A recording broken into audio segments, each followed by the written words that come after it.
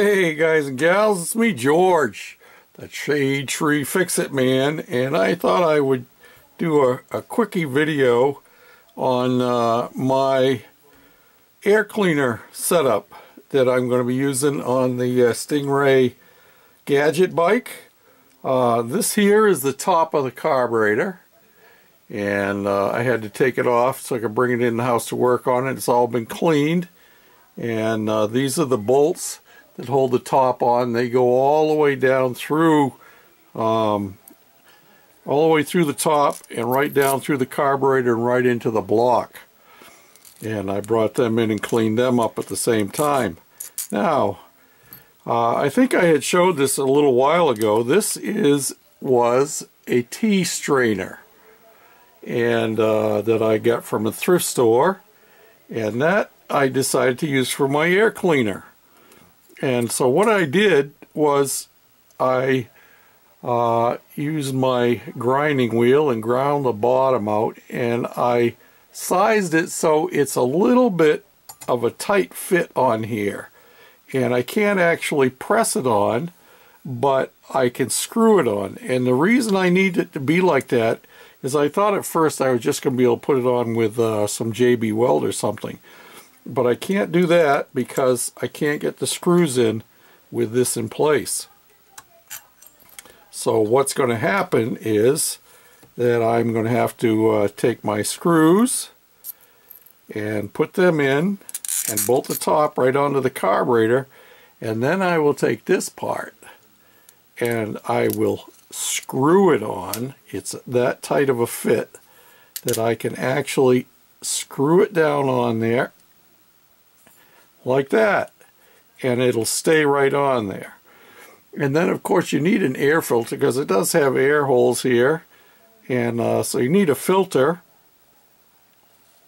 And I took this is a sponge, but it's not a real dense one. It's very light, and it's actually the same kind of material that they use for air filters on lawnmowers. You can see I cut a chunk out of the side with a pair of pliers, with a pair of scissors, and I kept chewing away at it until I got it to fit pretty well right down in there. And it's just a pressure fit, and I don't put it down in there tight. It doesn't have to go all the way down in, because remember, this has a raised portion here in the middle, and my choke actually slides across here. So yeah, you push it down enough so that it gets in contact with that. And the top is a snap-on fit like that, and that should stay right on there. So that is my custom air cleaner for the StingRay Gadget bike. Pretty slick. What do you think? I like it. I think it should work out just fine, and it'll give it a kind of cool look too. You know, it's got that nice flare on it. So there you have it. And just a little bit of an update on what's happening with the StingRay bike. I didn't go out to work on it today. We had snow today. Good thing I did the test ride yesterday. We had snow today, and we have a couple inches on the ground now and a little bit more coming yet. But I did some checking around to find out about requirements for registration and how much that was going to cost, and I found out that not only would I have to register it, but I would also have to insure it. So they told me to call my insurance company, and I called them, and they said because it's a homemade rig, they couldn't find any way that they could insure it. So basically it has to be a bike that you ride on private property. And if you're going to do that, then there's no need in spending the money for lights and mirrors and horns and everything. And I actually had found a setup on eBay that you could buy new that had combination lights, both a headlight, a tail light, directional lights for front and back, and a horn, all in one unit for about, how much was it? I don't know, it's about $12, I think. Pretty decent. It comes from China or free shipping.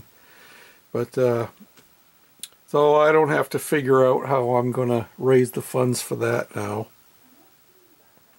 So what my plan is that I think I'm going to finish it off, try to get all the bugs worked out of it, and get it all painted up and everything, and then I'm going to put it up for sale. Because living in town, I really have no place that I can ride it legally. So it's not going to do me any good. So we'll get that done, and we'll move on to another project in the garage, which I have one all lined up and ready to go. And that will be a tandem or two-seater bicycle. And that ought to bring us up to pretty close to being getting to warmer weather. And I have several lawnmowers that need to be gone over and cleaned up and get ready to be sold to finance some more projects. That's part of the problem of building projects in the wintertime, is I don't have much that I can fix up and sell. People don't buy lawnmowers during the wintertime, and I haven't found any really cheap snow blowers this year.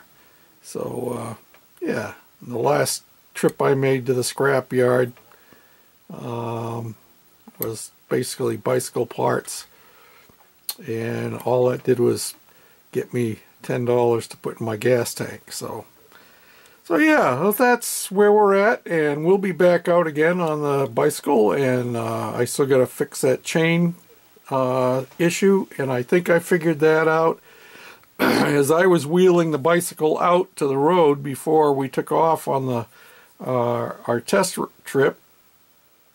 I heard it hitting against the guard in the front, and so I'm thinking that maybe it hit that guard just enough that it caught the master link and popped that off. So we'll check that out, and maybe have to make a new mount for that, and maybe have to make a modification on the chain tensioner for that chain that goes between the motor and the front sprocket. So we still got plenty to do and more progress to make, and of course we'll have to decide on what we're going to use for paint. I have a fair amount of it down in my basement keeping warm, and we'll get it all torn apart and bring it down and clean it up and shoot some paint on it, and then reassemble it and make it look really spiffy. Polish up the chrome that's on it, and then we'll put it up for sale and see what we can get out of it to help fund another project. So there's always something ahead and fun. Until next time, this is George, that Shade Tree Fix-It Man, saying thanks for watching. Bye now.